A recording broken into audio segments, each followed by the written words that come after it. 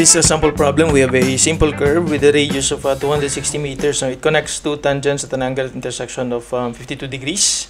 It is proposed to be replaced by a new curve with 80-meter transition curves at its ends. If the points of tangency are unchanged, determine the radius of the new circular curve. So medyo tricky yung problem na to, no? So of course, we have the radius ng old na curve. So ito yung figure natin, no? So ito yung lumang curve, yung may broken lines na yan, yung red yung simple curve na luma. Tapos yung black naman na broken lines, yun yung radius niya, which is 260 meters as given. And then we have the angle of intersection na luma then, which is 52. Pero same pa rin ito ng angle of intersection ng bagong spiral curve natin. Kasi hindi daw nagbago yung point of tangency natin, no? Unchanged yung nakalagay dito. So 52 pa rin yan. And then of course, yung resulta niyan na hindi magbabago yung tangency natin, equal lang si tangent na old and then yung bagong long tangent natin na length. Okay? So yung bagong spiral curve na ipapalit dun sa lumang simple curve is yung green naman na ano dito, na yung line. So we have the SC, CS, and then yung TS, and then of course ito yung point of tangency pa rin. And then we have the new radius na ng bagong circular curve. And then given din dito yung 80 meter na transition curve. So ibig sabihin yan yung LC natin, no? So LC is just equivalent to 80 meters. Kasi alam natin yung spiral curve, yung ibang tawag sa kanya is transition curve. Okay? Tapos pinapahanap sa atin dito is the radius of the new circular curve. So ito yung mga equations na pwede natin gamitin, no?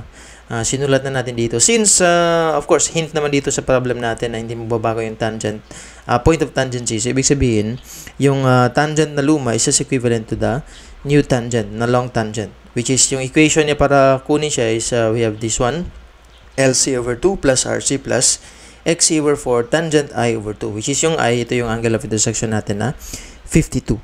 Okay, tapos meron din tayong equation for XC, which is LC squared over 6RC. So, himay-himay na natin yung dalawang equations na to. Of course, dito sa TS natin, pwede natin kunin si TS kasi meron naman tayong 260, tapos meron tayong angle na given. Ito yung TS na yan, no? So, pareho lang din naman yan. Ito yung TS din. So, pwede tayong mag-tangent dyan. Makukuha natin si TS.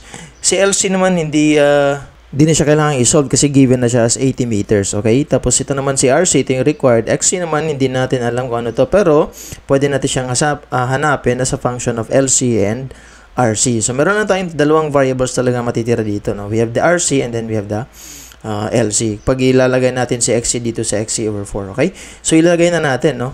Ganito na natin yung pag-manipulate sa kanya. So, for example, magde-divide tayo dito ng 4. So, sa XC over 4, magiging, ano na yan, no? Magiging LC squared divided by 24 RC.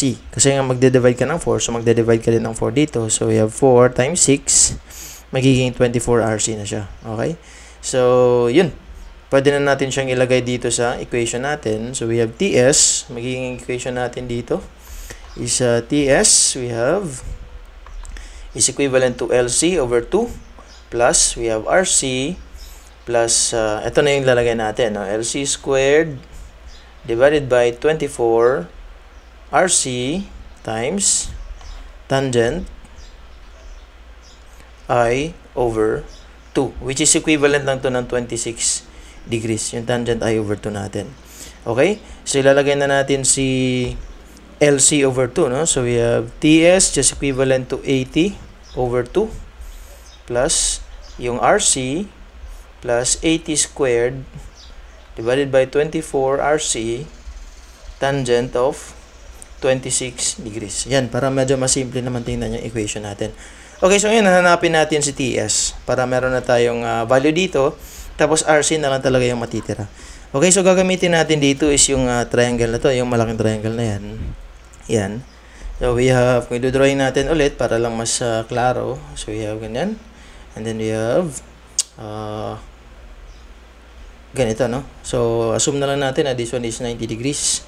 Tapos, ito si TS. Ito naman si 260 meters. Tapos, ito naman si 26. Therefore, we have tangent, no? So, tangent, tama ba? Tangent 26 degrees, just equivalent to opposite over adjacent. So, we have TS divided by 260 meters. We have TS just equivalent to dito sa calculator natin. Or mamaya na lang, sulat na lang muna natin para mas Simple. 260 meters tangent of 26 degrees. So we have TS just equivalent to 260 times tangent of 26. That's 126.81 meters.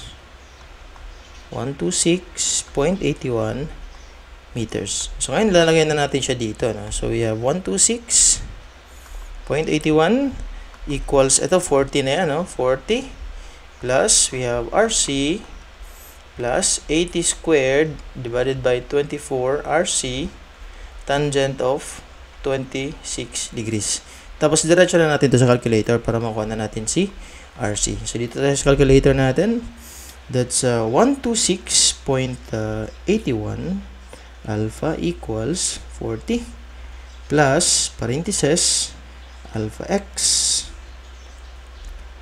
plus, gawin natin yung fraction para mas madali, 80 squared divided by 24 times alpha x, tapos parentheses ulit, and then we have tangent of 26 degrees, and then shift solve. So we have 176.47. So 76 pala, hindi 146. 176.47 meters. So ito na ngayon yung RC natin, no? So paki-double check na lang yung paglagay natin ng equation. Pero most likely ito yung lalabas pa rin, no? Yung 1.51 na lumabas diyan, wala pang tangent yan kanina, no? So anyway, ito na ngayon yung radius ng bagong circular curve. So in-apply lang natin yung equations na nilagay natin dito kanina. So ganun lang, no? I-manipulate lang yung mga equations natin. Tapos yun, makukuha na yung dapat nyong kunin. Okay, so practice lang na sample problems. Practice mag-solve para mas makabisado nyo yung mga equations at saka kung saan sila gagamitin. Okay? So yun na yun para sa sample problem na to, and see you again sa mga next na uploads natin. Thank you again for watching.